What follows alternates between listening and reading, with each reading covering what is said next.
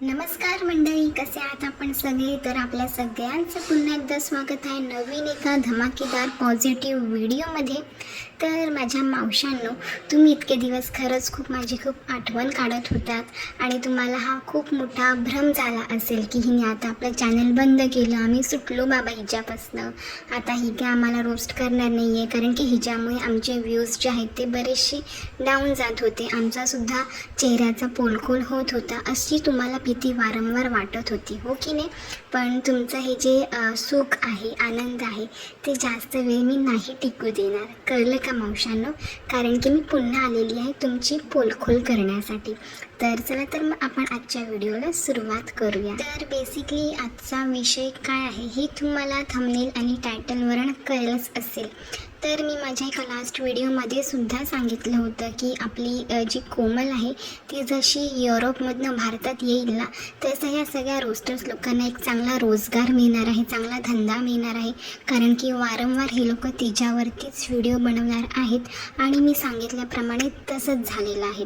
अगदी हे लोक वारंवार तिच्यावरतीच व्हिडिओ बनवत आहेत, अगदी तिघी चौघींचे दररोज का होईना किंवा एक दिवसाआड का होईना वारंवार कोमललाच हे लोक टार्गेट करत आहेत.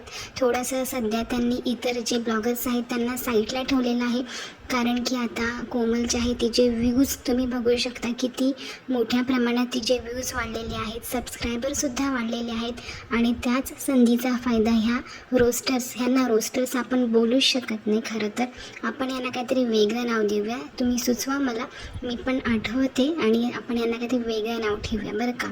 तर ह्या ज्या मावशा आहेत ना, यांना एक चांगला चान्स भेटलेला आहे आणि आपली तवा गरम आहे तर त्यासुद्धा आपली पोळी भाजून घेत आहेत. अगदी निगेटिव्ह प्रकारे तिला ट्रोलिंग केलं जातं कोमलला, म्हणजे तिच्या लुकवरनं, तिच्या बोलण्यावरनं, तिला जे काही स्पॉन्सर्स व्हिडिओ मिळत आहेत त्याच्यावरती सुद्धा ह्या बायका जळत आहेत. इतक्या ह्या खालच्या लेवलच्या बायका आहेत ना मंडळी, म्हणजे कोमलला, म्हणजे ती स्त्री आहे तर तिला हे लोक काय म्हणतात की ही अशी ही बनवाबनवीमधली पार्वती माने आहे. म्हणजे काय हो काकू, तुम्ही तिला पार्वती माने म्हणता?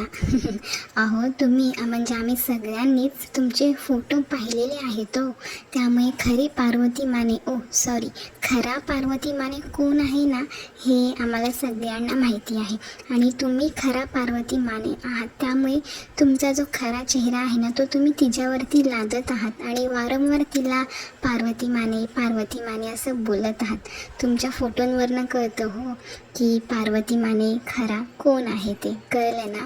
म्हणजे मंडळी, अक्षरशः ह्या बायकांनी ना वीट आणलेला आहे यूट्यूबवरती.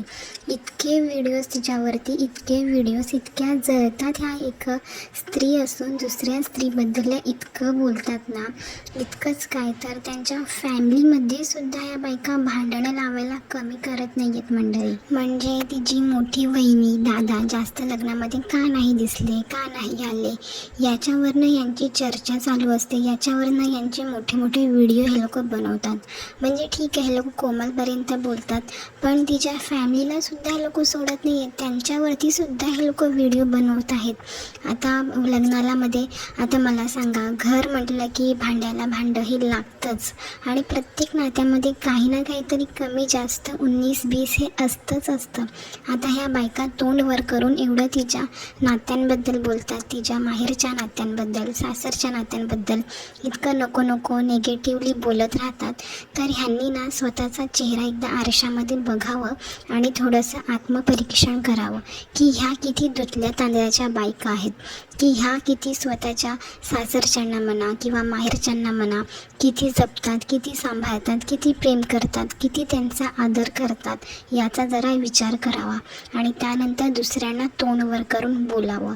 म्हणजे ह्या बायका इतक्या नीच आहेत ना मंडळी, तर मला तर वाटत नाही की हे कधी आपल्या फॅमिलीला अगदी रिस्पेक्ट देत असतील किंवा ह्यांना कोणी रिस्पेक्ट देत असेल.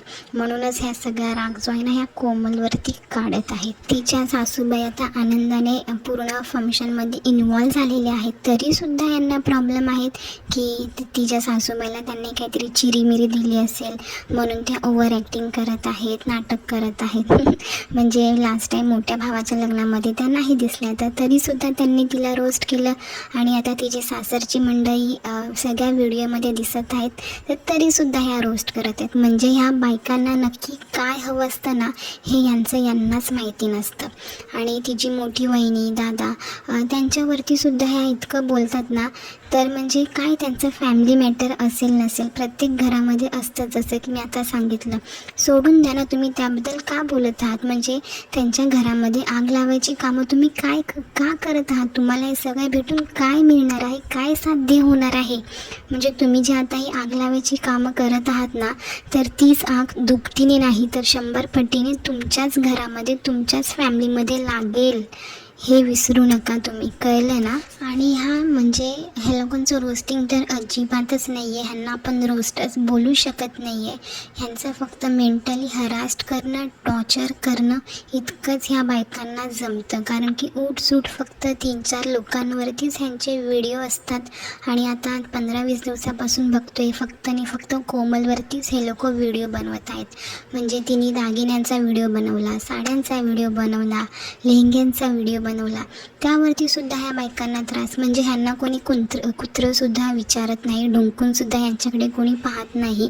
आता ही एक सेलिब्रिटीप्रमाणे इकडे तिला सगळेजण विचारत आहेत, म्हणजे तिला वेगवेगळे ऑफर्स वगैरे मिळत आहेत. तर त्या सगळ्या गोष्टींचा ह्या बायकांना त्रास होत आहे. तर तुम्हाला सगळ्यांना सांगायचं आहे, तिथपर्यंत जाण्यासाठी पण ना स्वतःची एक लायकी असावी लागते, स्वतःचं एक बोलतात ना स्टेटस बनवावं लागतं, त्यानंतरच आपल्याकडे असे लोक येतात, कळलं ना?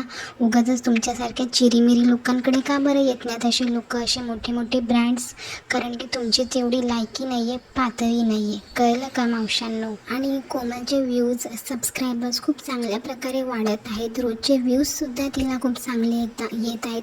तर त्याच्यावरनं सुद्धा लोकांना त्रास आहे. म्हणजे जेव्हा ह्या लोकांचे व्ह्यूज कमी यायचे ना, तर ह्यांचा मोठेपणा काय की आम्ही ह्या लोकांची पोलखोल करत आहोत, यांचा खरा चेहरा लोकांपुढे आणत आहोत, त्यामुळे यांचे व्ह्यूज जे आहेत ते कमी झालेले आहेत. अरे तुमच्यासारख्या चिंदी लोकांमुळे कोणाच्याही व्ह्यूजवर सबस्क्रायबर वाढण्यावर काहीही घंटा फरक पडलेला नाही आहे, कळलं ना? आता तिचे व्ह्यूज आणि सबस्क्रायबर्स वाढत आहेत ना, ते तिच्या हिमतीने वाढत आहेत, तिच्या कष्टाने वाढत आहेत. लोकांचं तिच्यावरती, तिच्या फॅमिलीवरती प्रेम आहे, त्यामुळे वाढत आहेत, कळलं ना? तुमच्या ह्या चिरीमिरी निगेटिव्हिटीमुळे कोणाचंही काहीही नुकसान होत नाही आहे, फक्त तुमचं नुकसान होत आहे आणि पुढेही होत राहणार आहे, कळलं ना? कारण की तुम्ही कितीही निगेटिव्ह व्हिडिओ बनवा, ते म्हणतात ना, कावळ्याच्या शापाने गाय मरत नाहीत, तर तुम्ही त्यांच्याबद्दल कितीही निगेटिव्हिटी पसरवा, उलट त्याचा त्यांना फायदाच होत आहे. लोक त्यांचे व्हिडिओ म्हणजे पॉझिटिव्ह व्हिडिओ बघून अजून अट्रॅक्ट होत आहेत, त्यांना चांगले कमेंट्स करत आहेत, त्यांचे व्ह्यूज आणि सबस्क्रायबरसुद्धा वाढत आहेत, कळलं ना मावशांनो? त्यामुळे स्वतःची चांगल्या वेने प्रगती कशी करता येईल, स्वतःचं माइंड आपण पॉझिटिव्ह आणि फ्रेश कसं ठेवू शकतो, जेणेकरून आपण 4 लोकांनासुद्धा पॉझिटिव्हिटी स्प्रेड कशा प्रकारे करू शकतो, याचा जरा विचार करत जा. उगाच निगेटिव्ह बोलून स्वतःचं आणि इतरांचं आयुष्य निगेटिव्ह करू नका, कळलं ना मावशांनो? तर मंडळी, आजचा व्हिडिओ मी इथेच संपवते. आणि कोमल, खरंच लग्न आणि तुझं जे काही आता भारतातली जी काही ट्रिप आहे ती खरंच खूप छान होत आहे, लोक खूप पसंत करत आहेत. तर असे छान पॉझिटिव्ह व्हिडिओ तू शेअर करत राहा आणि ह्या चिंगी लोकांकडे अजिबात लक्ष देऊ नको. तर मंडळी, चला भेटूया आपण अशाच एका छानशा व्हिडिओसोबत. तोपर्यंत सगळ्यांनी आपापली आणि आपल्या कुटुंबाची काळजी घ्या. बाय.